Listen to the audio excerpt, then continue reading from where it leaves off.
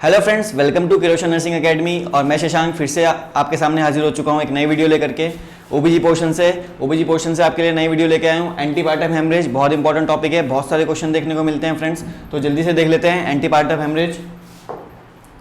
सबसे पहले देख लेते हैं डेफिनेशन में any amount of bleeding after 28 weeks of gestation and before expulsion of foetus, यानी कि फीटस के एक्सपल्शन से पहले और 28 वीक्स ऑफ जेस्टेशन से पहले किसी भी तरह की अगर ब्लीडिंग देखने को मिलती है तो उसे बोलते हैं एंटीपार्टम हेमरेज। इसके कॉजेज जो हैं वो देख लेते हैं, कौन कौन से कॉज हो सकते हैं। प्लेसेंटल कॉज जो कि 70%, एक्स्ट्रा प्लेसेंटल कॉज 5% और अनएक्सप्लेनेड कॉज जो है वो 25%। ठीक है, उसके बाद हम बात कर लेते हैं प्लेसेंटा प्रीविया की। प्लेसेंटल कॉज में भी दो डिवाइडेड है, प्लेसेंटा प्रीविया 35% और एब्लप्शियो प्लेसेंटा 35%। तो आज हम देखने वाले हैं प्लेसेंटा प्रीविया से रिगार्डिंग चीज़ें। ठीक है, तो आगे देख लेते हैं, प्लेसेंटा प्रीविया के बारे में देख लेते हैं।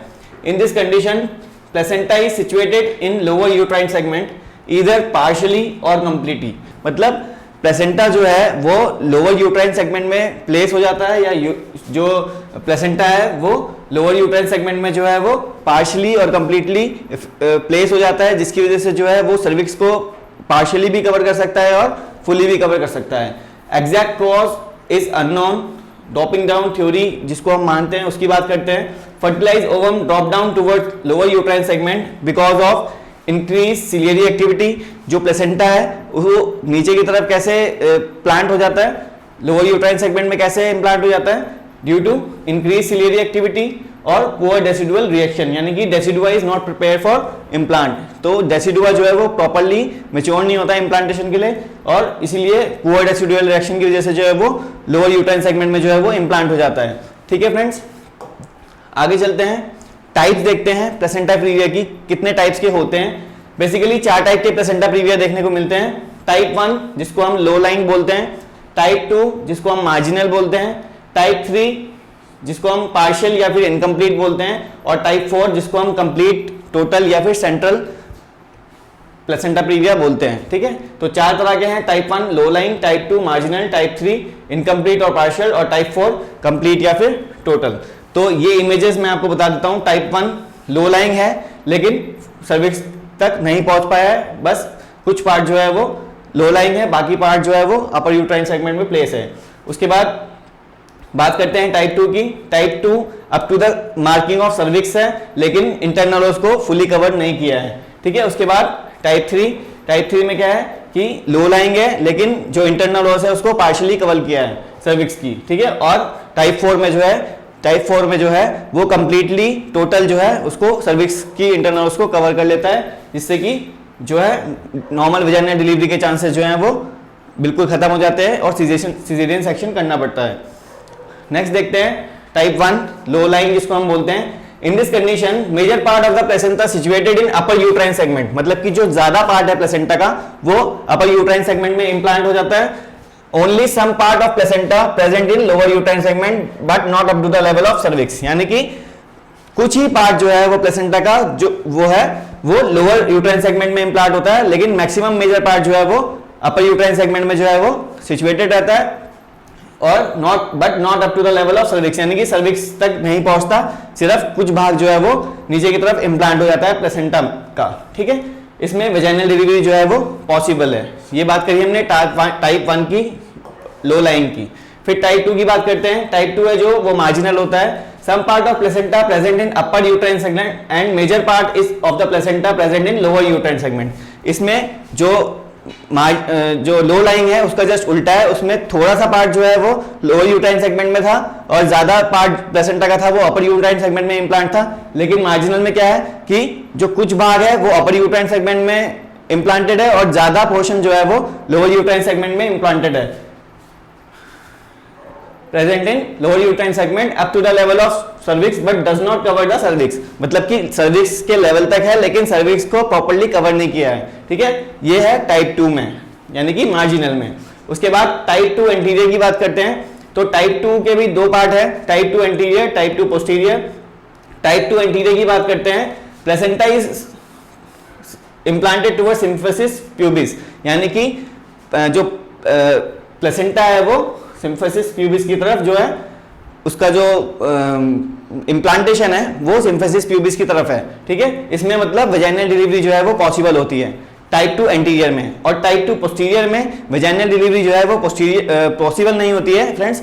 क्यों? क्योंकि प्लेसेंटा जो है वो कहाँ पे इंप्लांट होता है? Towards sacrum. इसकी वजह से क्या होता है फ्रेंड्स कि जो अम्बिलिकल कॉर्ड है उसका कंप्रेशन होता है, जिसकी वजह से फीटल डिस्ट्रेस देखने को मिल सकता है ड्यू टू नर्व स्टिमुलेशन, यानी कि वेगस नर्व स्टिमुलेशन की वजह से जो फीटल हार्ट रेट है वो कॉर्ड कंप्रेशन की वजह से डिक्रीज होने लगेगी और फीटल डिस्ट्रेस देखने को मिलेगा। इसमें जो है वेजाइनल डिलीवरी जो पॉसिबल नहीं है, इसलिए इसमें सिजेरियन सेक्शन जो है वो इंडिकेटेड होता है। तो more head compression, vagus nerve stimulation and heart rate will be decrease, ठीक है। इसको स्टालबर्डी साइन बोला जाता है, और ये most dangerous type of placenta है, ठीक है। ये most dangerous type of placenta previa है, टाइप 2 पोस्टीरियर, ठीक है। क्वेश्चन आ सकता है कि which one is the most dangerous type of placenta previa, तो वो है टाइप 2 पोस्टीरियर, ओके। इसमें क्या है, सीजेरियन सेक्शन जो है वो रिक्वायर्ड होता है, जैसे कि मैंने आपको बताया। इसमें वेजाइनल डिलीवरी जो है वो पॉसिबल नहीं है, लेकिन टाइप 2 एंटीरियर में जो है वेजाइनल डिलीवरी पॉसिबल है और वेजाइनल डिलीवरी परफॉर्म कर सकते हैं, लेकिन टाइप 2 पोस्टीरियर में वेजाइनल डिलीवरी परफॉर्म नहीं कर सकते। इसमें सीजेरियन सेक्शन की रिक्वायरमेंट रहती है। आगे बढ़ते हैं फ्रेंड्स। टाइप 3 यानी कि इनकम्प्लीट और पार्शियल प्लेसेंटा प्रीविया, मतलब नाम से ही पता लग रहा है इनकम्प्लीट और पार्शियल, मतलब इस कंडीशन में जो है वो प्लेसेंटा, पढ़ के देखते हैं। In this condition major part of placenta present in lower uterine segment and some part of placenta present in upper uterine segment, मतलब कि टाइप 2 की तरह ही है, लेकिन present in upper uterine segment up to the level of cervix but partially cover the internal os, मतलब कि internal os, cervix की internal os को जो है वो partially cover करके रखेगा। बिल्कुल सेम जैसे टाइप 2 में था वैसे ही है सब कुछ उसमें, लेकिन internal os को कवर नहीं करता था, इसमें internal os को जो है वो partially कवर करेगा। और कब कवर करेगा? जब internal os जो है वो क्लोज हो जाएगी, ठीक है। तो partially जो है वो इंटरनल उसको कवर करके रखेगा, या फिर इनकम्प्लीटली जो है वो इंटरनल उसको कवर करेगा, और लो लाइंग होता है मेजर पार्ट, और कुछ पार्ट जो है वो अपर यूट्राइन सेगमेंट में इंप्लांटेड होता है टाइप 3 यानी कि पार्शियल प्लेसेंटा प्रीविया में। नेक्स्ट टाइप देखते हैं टाइप 4 या फिर कंप्लीट, टोटल या फिर सेंट्रल प्लेसेंटा प्रीविया, ठीक है। इसमें in this condition complete placenta present in lower uterine segment up to the level of cervix and completely cover the cervix whether it is open और close, मतलब इसमें जो most of the part है वो low lying placenta यानी कि lower part में इंप्लांटेड होता है, लोअर सेगमेंट में इंप्लांटेड होता है, और कुछ पार्ट जो है वो अपर, इसमें कंडीशन कंप्लीट प्लेसेंटा, पूरा का पूरा placenta, complete placenta is present in lower uterine segment, माफ कीजिएगा, और up to the level of cervix and completely cover the cervix whether it is open और क्लोज। तो सर्विक्स को ये फुली कवर कर लेता है, पूरी तरह से कवर करके रख लेता है, और सारा का सारा पार्ट जो है वो लो लाइंग ही होता है, ठीक है।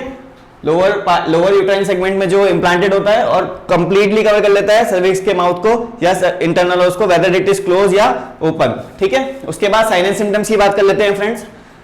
सबसे पहला और most important sign painless vaginal delivery, मतलब कि वेजाइनल डिलीवरी होगी लेकिन मदर को पता नहीं चलेगा, मदर अनअवेयर रहती है। मोस्ट ऑफ द टाइम्स यही होता है कि मदर बेड पे सो रही होती है, लेकिन जब सो के उठती है तो वो अपने आप को किस में पाती है?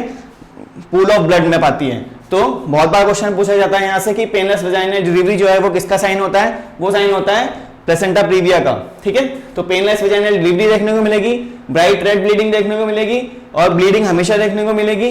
Bleeding is present during resting hours, मतलब कि जैसे मैंने आपको बताया जब मदर जो है रेस्ट कर रही होगी, जब मदर जो है आराम कर रही होगी, तब मदर को पता भी नहीं चलेगा क्योंकि पेनलेस वेजाइनल डिलीवरी है और मदर को पता नहीं चलेगा, तो ब्लीडिंग देखने को मिलेगी। लेकिन जब mother found herself in pool of blood while wake up in placenta previa, मतलब कि जब मदर सो के उठेगी तो वो अपने आप को पूल ऑफ ब्लड में पाएगी, मतलब कि उसको पता चलेगा कि ब्लीडिंग हुई है, लेकिन उसको ब्लीडिंग होते समय पता नहीं चला क्योंकि पेनलेस वेजाइनल डिलीवरी होती है, और ब्राइट रेड ब्लीडिंग देखने को मिलेगी, ठीक है friends. Sign of warning haemorrhage, bright red bleeding का मतलब होता है कि फ्रेश ब्लीड हो रहा है, और वार्निंग हेमरेज का एक साइन हो सकता है। इसके लिए हम जो शॉक के साइन एंड सिम्टम्स हैं वो सारे असेस करके रखेंगे, ठीक है। शॉक के जो साइंस हैं वो टैकीकार्डिया और हाइपोटेंशन, ठीक है।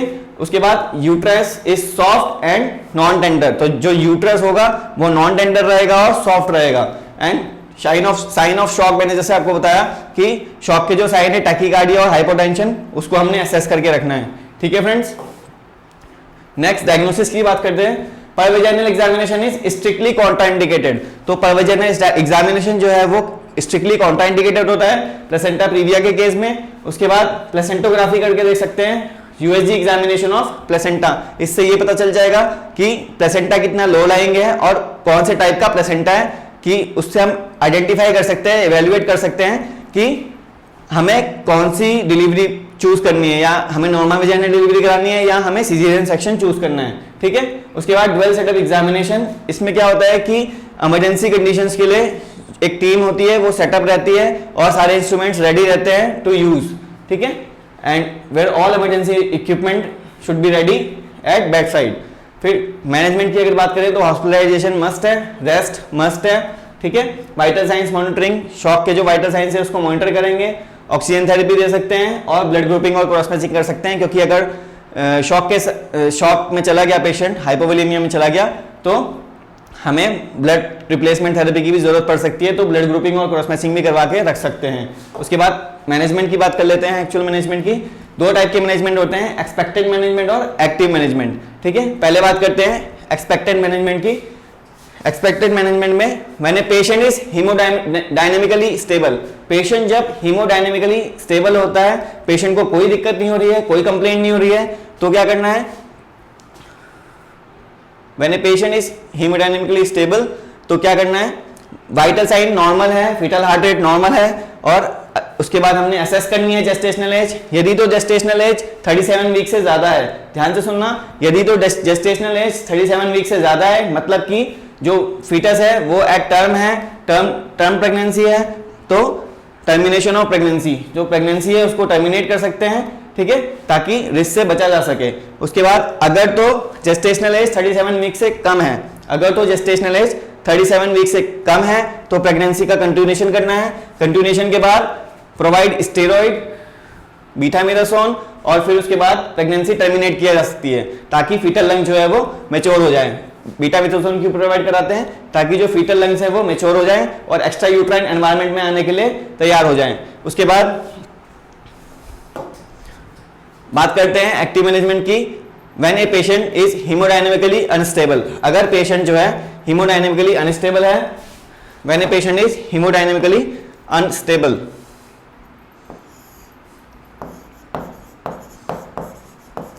When a patient is haemodynamically unstable, vital sign abnormal है, फीटल हार्ट रेट डिक्रीज है, असेसमेंट करनी है जेस्टेशनल एज की। अगर तो जेस्टेशनल एज जो है, अगर तो जेस्टेशनल एज जो है वो मोर देन 37 वीक्स है तो टर्मिनेशन ऑफ प्रेगनेंसी, और अगर तो जेस्टेशनल एज जो है, अगर तो जेस्टेशनल एज जो है वो मोर देन 37 वीक्स है तो टर्मिनेशन ऑफ प्रेगनेंसी, और अगर तो कम है तो असेसमेंट करना है कि कौन से टाइप का प्लेसेंटा है। अगर तो जेस्टेशनल एज जो है वो 37 वीक से ज्यादा है तो टर्मिनेशन करना है, और अगर 37 वीक से कम है तो असेसमेंट करनी है कि कौन से तरीके का प्लेसेंटा है। उसमें भी अगर टाइप 1 और टाइप 2 एंटीरियर है तो vaginal delivery, induction of labour कर सकते हैं, और अगर टाइप 2 पोस्टीरियर है और टाइप 3 और टाइप 4 है तो सीजरियन सेक्शन जो है वो इंडिकेटेड है। तो ये बात थी फ्रेंड्स मैनेजमेंट की जो हमने देखी।